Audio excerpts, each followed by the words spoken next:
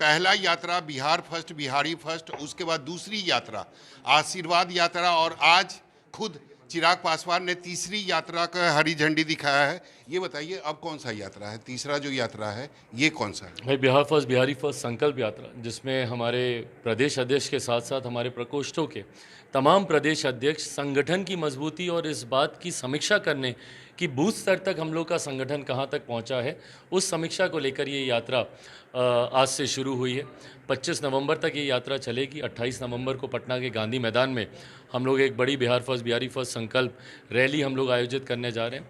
और इस संकल्प यात्रा, बिहार फर्स्ट बिहारी फर्स्ट संकल्प यात्रा का यही उद्देश्य है कि हर प्रकोष्ठ के अध्यक्ष एक साथ हर जिले में जाकर उस जिले में अपने अपने प्रकोष्ठों की समीक्षा करें और सुनिश्चित करें कि उनके प्रकोष्ठ का एक एक प्रतिनिधित्व हर उस बूथ पर, उस जिले के हर बूथ पर मौजूद हो, ताकि संगठन को चुनाव की दृष्टि से हम लोग और मजबूत कर सकें। आपको लगता है कि लोकसभा का चुनाव या विधानसभा का चुनाव समय से पहले हो सकता है बिहार में? मैं मान के चलता हूं, क्योंकि मेरे मुख्यमंत्री एक महत्वाकांक्षा के लिए और व्यक्तिगत महत्वाकांक्षा के लिए विपक्षी दलों के इस गठबंधन में है।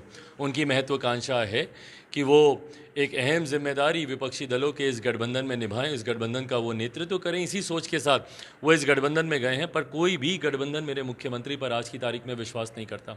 इन्होंने महागठबंधन को भी धोखा दिया, एनडीए को भी धोखा दिया, अपने नेताओं को इन्होंने धोखा दिया। तो इनके ऊपर क्रेडिबिलिटी के ऊपर बहुत प्रश्न चिन्ह खड़े होते हैं। तो ऐसे में कोई अहम जिम्मेदारी उस गठबंधन में इनको मिली नहीं, और जब चुनाव आते आते तक कोई जिम्मेदारी या नेतृत्व इनको नहीं सौंपा जाएगा तो ये असहज होकर उस गठबंधन से बाहर निकलने का प्रयास करेंगे। परिणाम स्वरूप लोकसभा के साथ साथ बिहार में मध्यवर्ती विधानसभा चुनाव भी हो सकते हैं। लेकिन अब तो राष्ट्रीय अध्यक्ष खुलकर कह रहे हैं कि नीतीश कुमार देश का नेतृत्व करने के लिए खड़े हैं। बताइए, अब जब खुल के ही जो बातें गठबंधन के भीतर होनी चाहिए, ये दबाव की राजनीति है ना। और मेरे मुख्यमंत्री जाने ही जाते हैं इस चीज़ के लिए। भाई अगर आप विपक्ष को एकजुट करने की सोच के साथ गए तो ये मुख्यमंत्री प्रधानमंत्री वाली बात कहाँ से आई? और जो बिहार में सीएम मटेरियल नहीं बन पाए वो देश के पीएम मटेरियल बनने की वो बात करेंगे। जिनको बिहार की जनता ने नकार दिया हो, आधे से ज़्यादा जिनके प्रत्याशी चुनाव हार गए हों, जो तीसरे नंबर की पार्टी हमारे प्रदेश में बन गए, उनको देश की जनता स्वीकार करेगी? ऐसा होगा नहीं। और किस वजह से स्वीकार करेगी? आपकी एंटी सनातन की सोच को लेकर स्वीकार करेगी, या सिर्फ हमारे प्रधानमंत्री के विरोध की सोच को लेकर आपसे सहमति रखते हुए आपको स्वीकार करेगी? इनको कोई स्वीकार नहीं करने वाला, ना इनका गठबंधन, ना बिहार की जनता, ना देश की जनता। लेकिन प्रधानमंत्री के साथ जो उनकी तस्वीर आ रही है उसके बाद बिहार में कई तरीके की चर्चा जो है फिर से शुरू हो गई है। क्या नीतीश कुमार एक बार फिर से एनडीए की तरफ आ सकते हैं? भाई ऐसी चर्चाएं होती ही रहेंगी, क्योंकि अविश्वास इतना है मेरे मुख्यमंत्री को लेकर।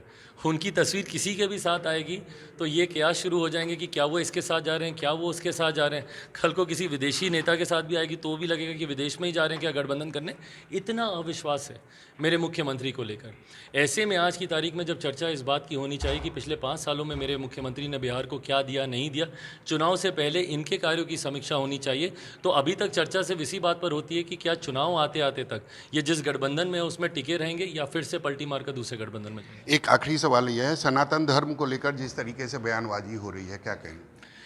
मेरे हिसाब से ये पूर्णतः गलत है। आज की तारीख में 21वीं सदी में चर्चा सिर्फ और सिर्फ विकास को लेकर होनी चाहिए। जब हम चांद पे जाने की बात करते हैं, सूर्य पे जाने की हम बात करते हैं, ऐसे में किसी के भी आस्था या किसी की भी भावना या धर्म के नाम पर इस तरीके से बांटने की राजनीति करना पूरी तरीके से ये आपको लगता है कि ये इंडिया गठबंधन की रणनीति है? बिल्कुल रणनीति है। और मैंने उस दिन भी कहा था, जिस दिन उदयनिधि जी का बयान आया था, उस दिन भी मैंने कहा था कि क्या ये विपक्षी दलों के गठबंधन की बैठक में क्या ये तय किया गया है? क्योंकि उसके तुरंत बाद ये बयानबाजी आने लगी। और जिस तरीके से उनके मंत्री का बयान आया वो कहीं ना कहीं दर्शाता है कि हाँ, ये बात सही है।